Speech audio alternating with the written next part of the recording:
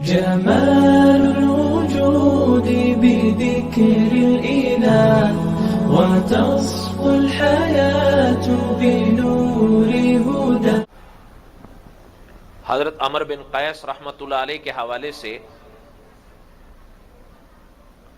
اکابر لکھتے ہیں کہ جب مومن اپنی قبر سے نکلے گا تو اس کا عمل حسین صورت اور پاکیزہ خوشبو کی شکل میں اس کا استقبال کرے گا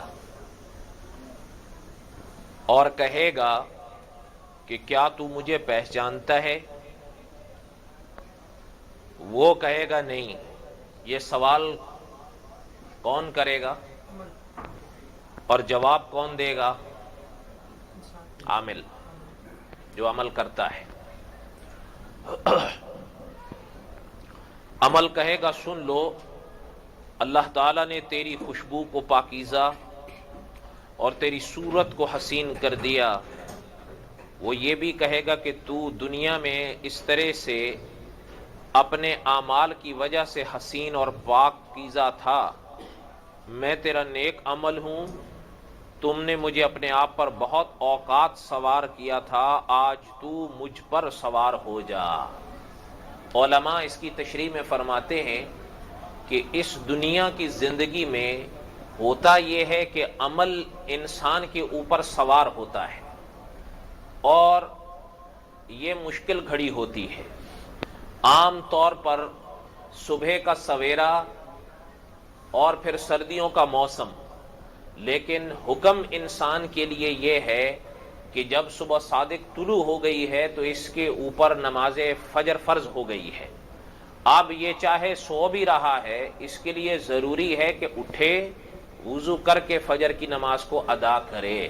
اب اس میں نفس کے لیے بڑی سختی ہوتی ہے، خاص کر رضائی کو چھوڑنا. پھر اگر کبھی ایسے بھی مواقع آ جاتے ہیں کہ گرم پانی نہیں ٹھنڈا پانی ہے اور اس کے ساتھ ہی وضو کرنا ہے اور وضو کر کے نماز ادا کرنی ہے، تو پتہ ایسا چل رہا ہے کہ جیسے عمل اس عامل پر سوار ہے.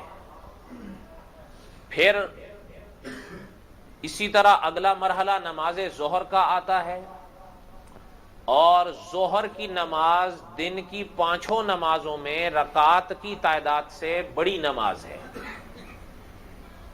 اس لیے کہ 24 گھنٹے میں حضور علیہ الصلوۃ والسلام نے فرمایا کہ 5 نمازیں فرض ہیں، اور علماء کے تشریحات کے مطابق ضروری جو رکعتیں ہیں، میں نوافل کو منہا کر کے عرض کر رہا ہوں کہ جو ضروری رکعتیں ہیں ان کو اگر آپ ٹوٹل کرو تو فجر کی نماز سے لے کر عشاء کی نماز تک جس نماز کی رکعتیں سب سے زیادہ ہیں وہ ظہر کی نماز ہے. ظہر کی ضروری رکعتیں 10 رکعتیں ہیں. 4 رکعت سنت ظہر کی ضروری ہیں، 4 رکعت فرض ظہر کے ضروری ہیں، اور ان فرضوں کے بعد 2 رکعت سنت ضروری ہیں. ان میں کسی نمازی کو اختیار نہیں ہے کہ چاہے پڑھے یا نہ پڑھے، نہیں پڑھنی ہے. کتنی ہوئی؟ 10. اس کے بعد رکعتوں کے لحاظ سے عشاء کی نماز آتی ہے. 4 رکعت فرض، 2 رکعت سنت اور 3 رکعت، یہ 9 رکعتیں بنتی. اس لیے پتہ یہ چل رہا ہے، آگے جو تشریحات آ رہی ہیں، کہ ایسا لگ رہا ہے کہ عمل انسان کے اوپر سوار ہے اور یہ تعزیز زندگی کی آخری ڈور تک رہے گا. جب تک اس جسم میں جان باقی ہے عمل کا حکم باقی ہے.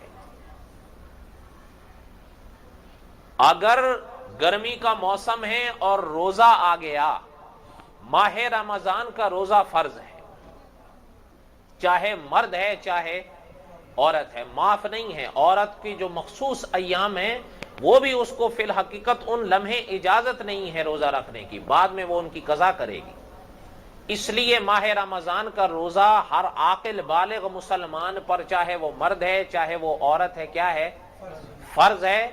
اب وہ روزے کی شدت کو برداشت کرے گا. یہ نہیں ہے کہ تھوڑی سی پیاس لگی، تھوڑی سی بھوک لگی یا کچھ ستانا شروع ہوا روزہ توڑ دے، نہیں.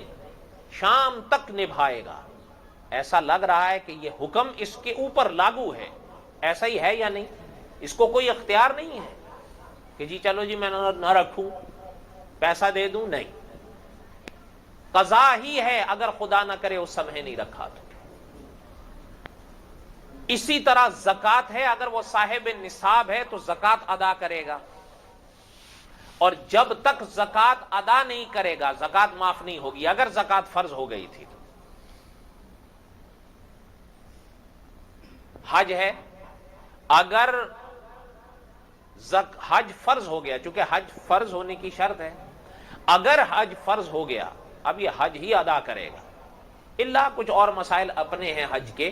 کہنے کا بہرحال مقصد یہ ہے کہ علماء فرماتے ہیں اس دنیا میں یہ عمل انسان کے اوپر سوار ہے، اور عمل آپ دیکھیں جب بھی انسان کرتا ہے نفس بھاگتا ہے اور اس کو کرنا ہے۔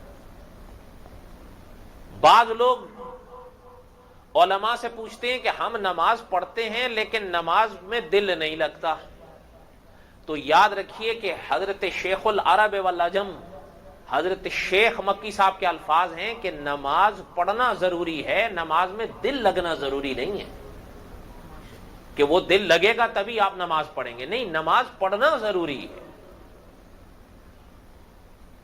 بات سمجھ میں آ رہی ہے آپ کو؟ اگر کوئی شخص یہ عذر نہیں پیش کر سکتا کہ جی میرا نماز میں دل نہیں لگتا میں نماز چھوڑ دوں، نہیں، نماز کا وقت آ گیا ہے تو نماز فرض ہے۔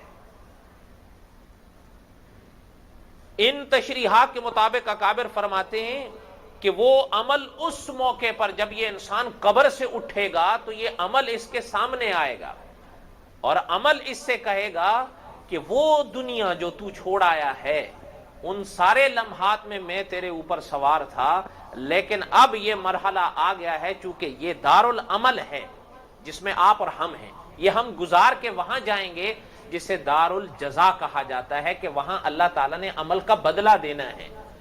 تو وہ عمل کہے گا انسان سے کہ پہلے اس دنیا میں میں تجھ پر سوار رہا، اب یہ موقع آیا ہے کہ اللہ نے فرمایا ہے اب تو مجھ پر سوار ہو جا، بالکل برعکس معاملہ ہو جائے گا۔